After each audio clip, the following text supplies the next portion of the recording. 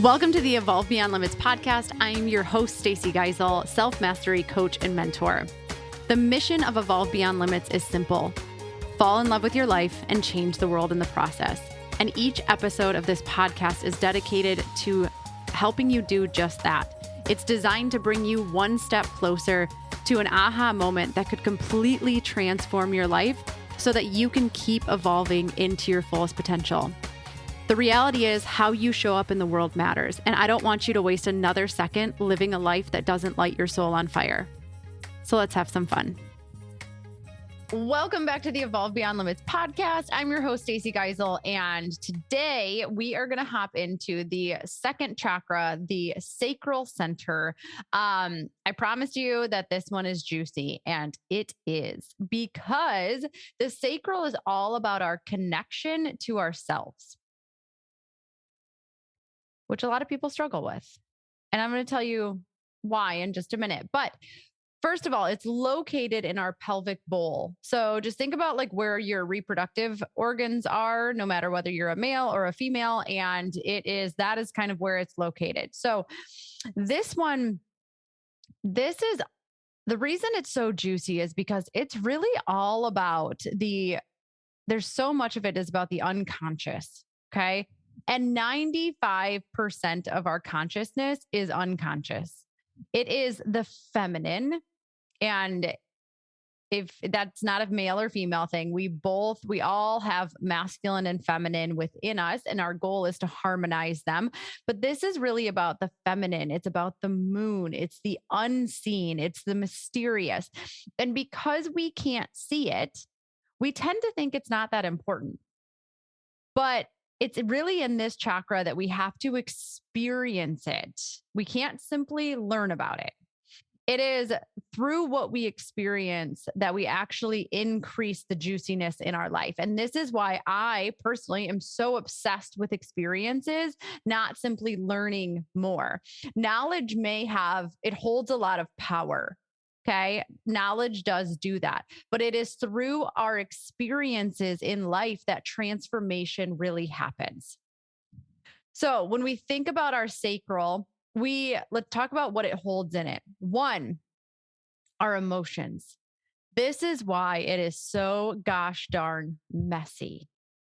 Okay. And this is why, in my opinion, this is the one that currently humanity has so many problems with, so many imbalances going on here, because people don't really understand their emotions.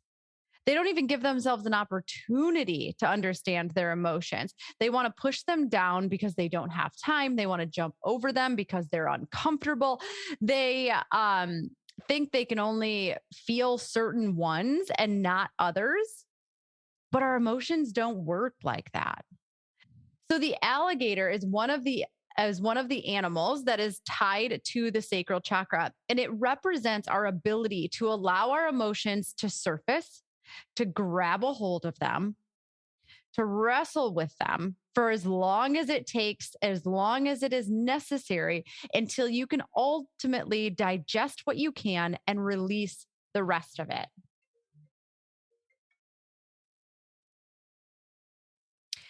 And release the rest of it.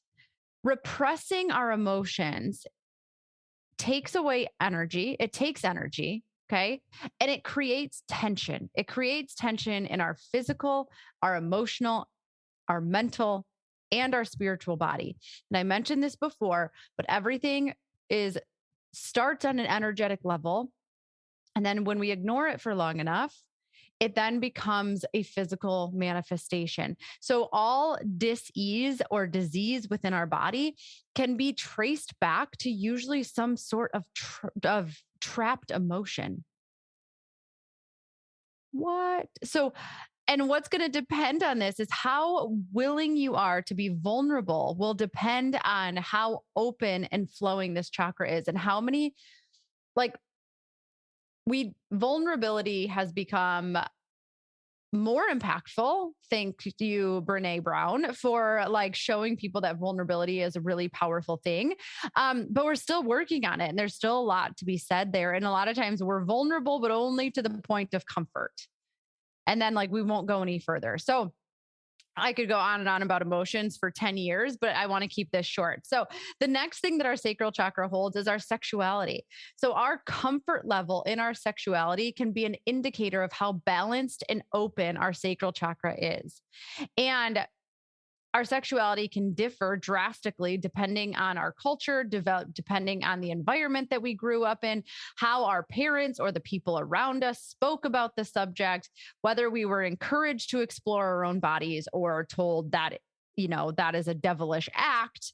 The sexual patterns that we've had throughout our life, the sexual partners that we've had throughout our life, all of that is important and it plays a role here. Understanding and sorting through the stories that we have around our sexuality or our beliefs that we've had until now can be a huge first step in the process of balancing the sacral chakra.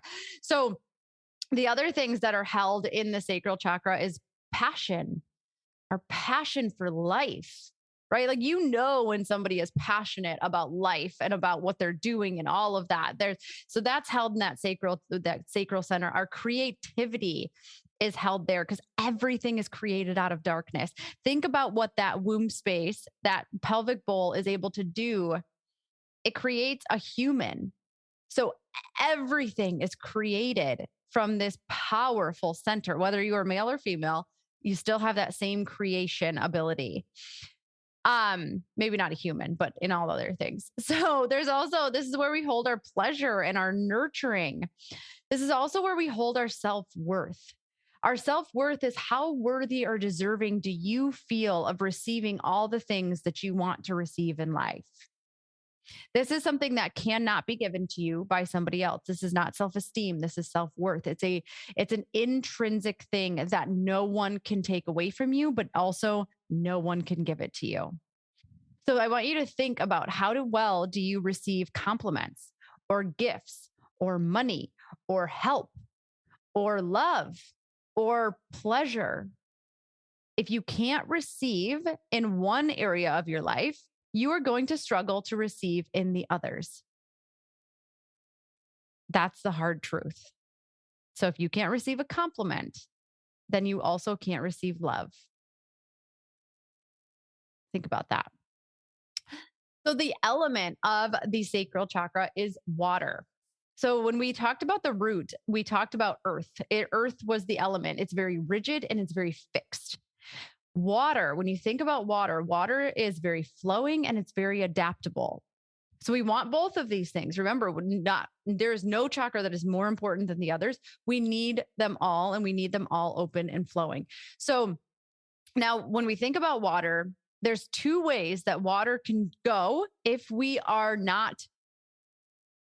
holding back or we have unexpressed emotion within us. Okay. The first way that it can go is steam. And this is going to end up in anger and resentment. So you can hold back all of your emotions. You can never say what you want to say. You can just choose not to rock the boat because you don't want to cause a problem.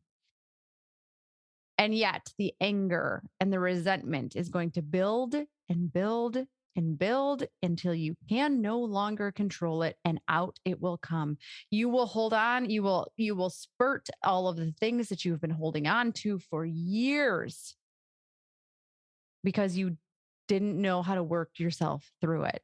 Okay? So that's steam. Then the other one is ice. We numb out. With unexpressed emotion, we start to numb out because it just feels like too much to handle. Now, I just did a podcast on this. So go back a couple episodes and I talk about not putting your emotions and your feelings and all of that on other people. And I talk about this and why this is so important. We cannot numb out to our life, okay? Because neither one of those allows you to feel fully alive in your life. If you are living with anger and resentment, then you don't feel fully alive because you're carrying a lot of tension and a lot of stress and you're repelling things no matter what. Okay? And if you numb out, we obviously can't feel at all. So think about that. And those lead me to the addictions. We talked about some of the addictions in some of the chakra centers. And the addictions that come with this one is porn, because there's a lustfulness that comes with an imbalance here.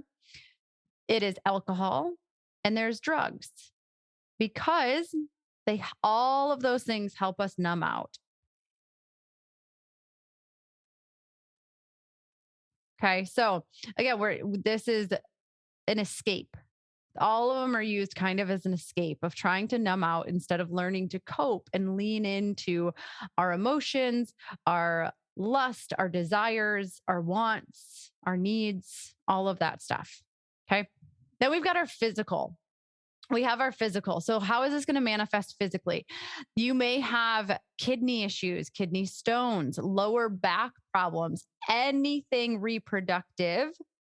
Think about anything reproductive. So, prostate, ovarian, bladder infections. And for women, menstrual cycle imbalances are this is going to be a root cause of menstrual cycle stuff. So, I went through my own fair share of menstrual cycle issues, and I definitely had a lot of sacral imbalances. And so now that I've really started to work through this, our menstrual cycle is meant to show up like pretty much unannounced, unless every 28-ish days. We're supposed to have a couple of days where we are not in severe pain. We're not flying off the handle. We're not doing any of that. And then it leaves. It says goodbye. It's our fifth vital sign. So if you have a lot of menstrual cycle challenges, then this is probably one of the chakras you need to start to look into. And I have watched it with my own two eyes. I've worked with numerous women who have had their menstrual cycle shift in amazing ways because they decided to dig in deeper and do the work. So really, really beautiful. Now let's talk about the developmental stage. So it's between the ages of 2 and 3.5. Think about that. We call them the terrible twos, and people say the threes are even worse. I don't have kids, but this is what I'm told. They are learning to handle their emotions. They're learning to handle their emotions. And why this is such a cycle is because most parents don't know how to work with their own emotions. So how on earth are they going to teach their kids how to handle theirs? And this is not a judgment. This is the reality of the situation. We can't teach what we don't understand. We can't teach what we don't know. So again, not a judgment. Everybody is doing the best they can. But that's why it starts with us. We have to understand our own, and then we can start to teach the kids. I was on the airplane the other day, and I was sitting next to this woman, and she had a 3-year-old, and the 3-year-old was like, she was totally happy. And then at one point she was losing her mind, and her mom, obviously on a plane, the last thing you want is your kid screaming. You're thinking about how everybody else is feeling and all these different things. And, I overheard a lot of this situation, and the daughter didn't want anything. She didn't know what she wanted. Right. But mom couldn't let it go because she was so concerned about everybody around. So I sat there and I talked to her for a little bit, and, with permission, I just kind of gave her some, again, I'm not a parent, but I work with humans, and kids are just little humans. I said, she's just learning how to work through her emotions. So she doesn't actually, and it's so hard as parents and as humanity to sit there and watch somebody go through something hard, or watch somebody struggle when you think you can help them, but you're not helping them. They have to go through it in order to get to the other side of it and to learn what they needed to learn and to transform it.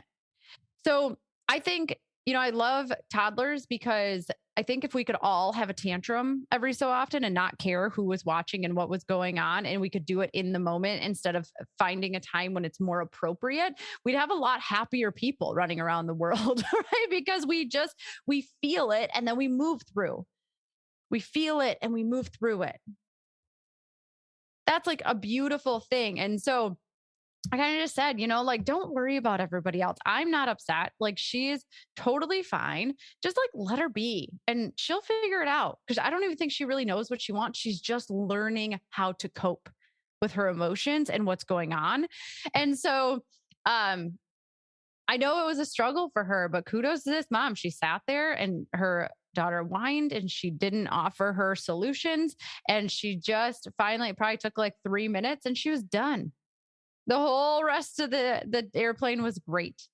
So we're the same way. Let yourself feel it, right? But this developmental stage is such a huge thing because, like I said, most of us don't understand that even in ourselves.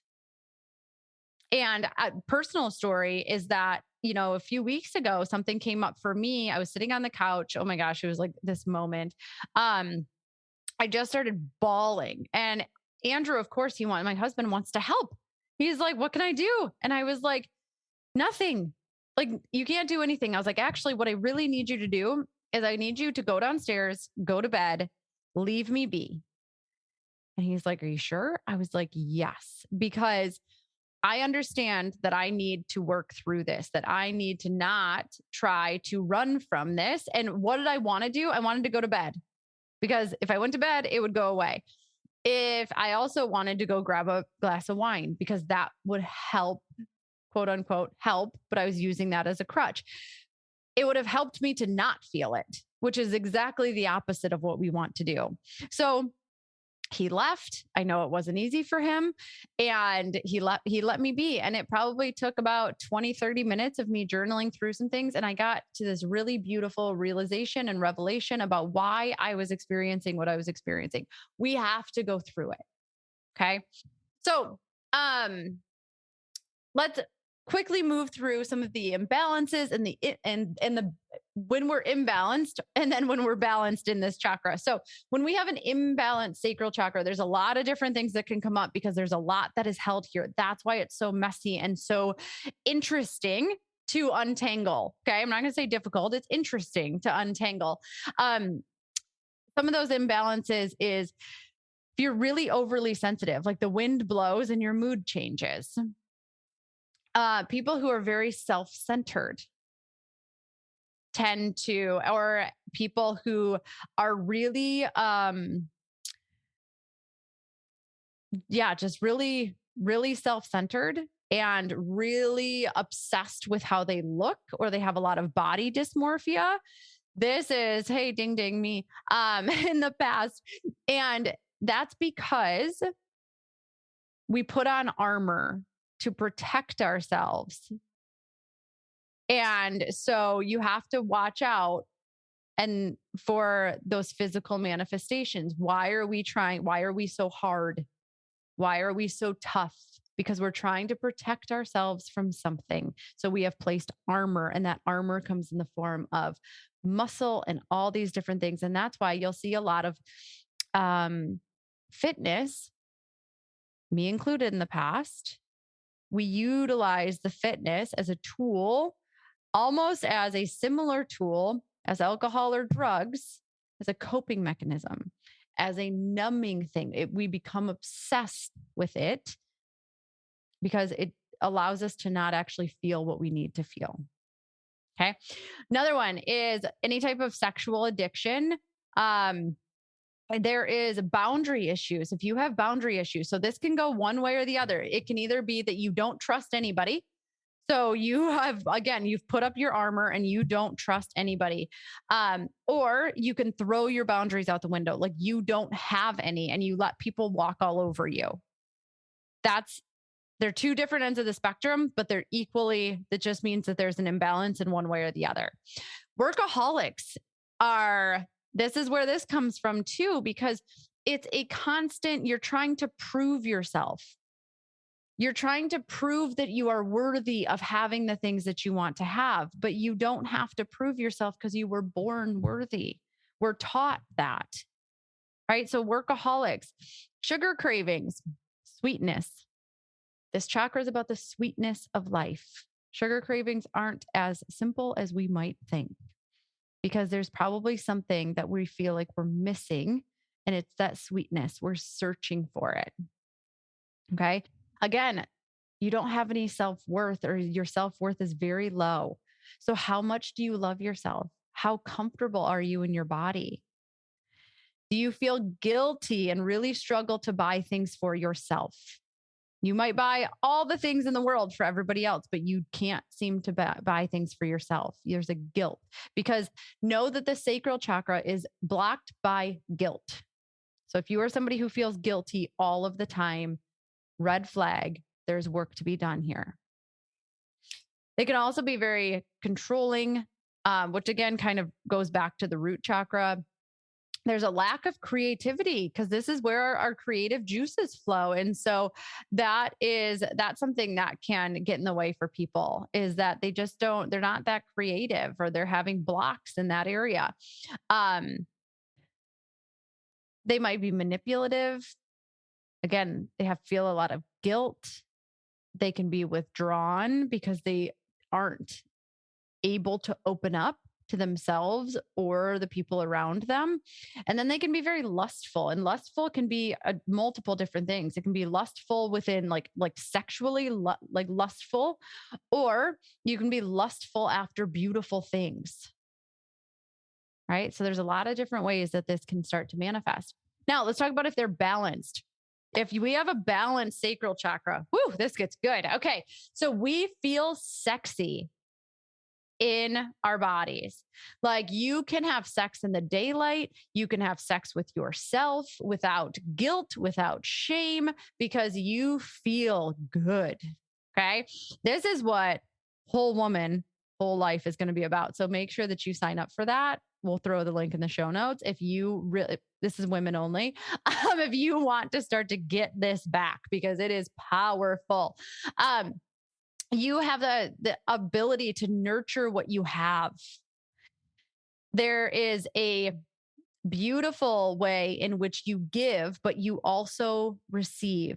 A lot of people have no problem giving, but they really struggle to receive, because when they give with expectations. And this is an imbalance. Okay. When we give with expectations of wanting something in return, we may not even realize we're doing it. And I'll talk about that more in the archetypes, but you're able to give and receive. They're very expressive. They're passionate. Again, they're passionate about life, about what they're doing, about waking up in the morning, about everything. They know and they feel so worthy of all of their desires. And they really, really know how to nurture themselves. What do I need? What do I need? And I don't need another person to give it to me. I've got everything within me to give it to myself. But if I need help, I'm going to ask for it, if that is what nurtures me. They really have this great ability to achieve flow. So we hear about flow, and it's really just like a creative state that allows you to just go, right? But again, water is about flow. And so it allows us to unleash that creativity that is just waiting to be unleashed within you. And there's so many different ways of being creative. So just think about that. It's not simply drawing or painting or whatever. There's lots of different ways to be creative. You might be creative in solving problems, or who knows, making things work. There's lots of different ways. They're very forgiving and compassionate and just excited about life. So the archetypes that come with this chakra is, when it is out of balance, it's the martyr. And the martyr gives up their claim to happiness because they don't feel like they deserve it. They don't feel special. And so what they do is they put everyone else's needs above themselves, so that they feel like they are worthy and like they're doing something special. So these are the people pleasers. They're doing for everyone else. They're giving to their kids and their husband and their friends and every other person in the world, but they can't give to themselves. But they give to everybody else, and they convince themselves that it's because they are selfless. But they're not. They're not selfless, because they're giving with an expectation of getting something in return. And whether they realize that or not is a different story. But whenever you give with expectation, whenever you give because when you don't actually have something to give, right? This is where don't pour from an empty cup comes from. Don't pour from a full cup. Don't pour from your cup. Pour when you can give whatever is overflowing out of the top. But most people don't have what's overflowing out of the top because they haven't spent enough time figuring out what they need and nurturing themselves through this process. Okay, so what they do is they give to everybody else, but what are they looking for? Acceptance, love.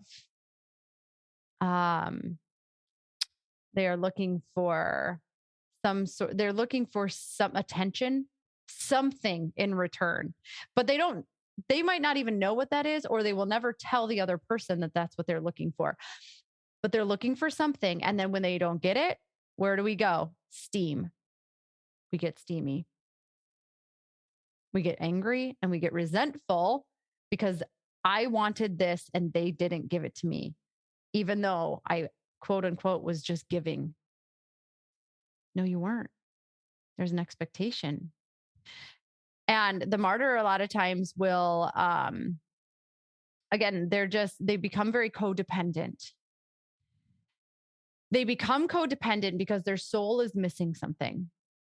Their soul is missing something, and they have convinced themselves that there is something outside of them. There's a person, a thing, whatever it is, that's going to bring them what their soul is asking for. So they become codependent in their relationships because they think they're not a full person if they don't have that other person because they don't feel worthy. Do you see how this all comes together? So they become very codependent because they think other people bring them happiness. They think other people are the answers to all of their problems. But really, they've got to get selfish. I say you have to get selfish before you get selfless because you have to understand you first. Okay. The other archetype, when this is in balance, it's going to sound kind of funny, but it's the servant. But when I say servant, I want you to think they serve like a queen or a king. It's the manner in which you serve other people in your life. Okay. When you become a servant, you serve because you have so much energy to give and to pour into other people, and you feel so worthy of that versus serving because you are trying to gain something from the relationship and you feel unworthy. It's not serving from a place of people pleasing. It's a very different type of service. And it's not serving anybody, not you nor them. So the servant knows their worth regardless of what they are doing. If they are sitting there doing nothing, they know that they are just as worthy as if they knocked off every single thing on their to-do list. Your worthiness doesn't come from anything outside of you, anything that you can accomplish, anything that you can do, any way that you can look. Your worthiness is an intrinsic thing that no one has the ability to do for you or give to you. That's you. Okay, so how do you start to work with this one? I'll give you just a couple things. There's like 4 billion things I could probably give you, but one of them is I want you to buy yourself flowers this week. Buy yourself flowers. Who cares if they're going to die? Who cares if they are $10, $15, $20? Who cares about any of that? Buy yourself flowers because you deserve it, because they're beautiful and you deserve to have beautiful things. Buy yourself flowers because you don't need somebody else to. Okay, so that's your first one. The second thing is I want you to start to become really aware of what do you need. Write a list of what brings you joy, what nurtures you.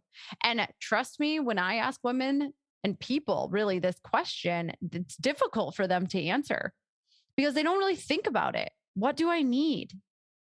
Okay, so and then you need to start to honor when you need those things. And stop thinking that you have to earn them. You don't have to earn those things. You don't have to earn your love for yourself. That's something you're born with. You're given that. It's beautiful. And then start to allow yourself to really feel your emotions. Don't push them down. Allow them to come to the surface and then explore them. Get curious about them. Have fun with it. Because again, our emotions are simply just trying to tell us what needs a little bit of attention. And when you can learn to work with them instead of pushing them away, magical things will unfold in your life. So again, there's a lot more, but let's just start there. And if this one was screaming at you and maybe you felt personally attacked, then let's chat. Just head over to the website. You can connect with me through there. Shoot me a text at 248-206-3431. Shoot me an Instagram message, whatever you need to do.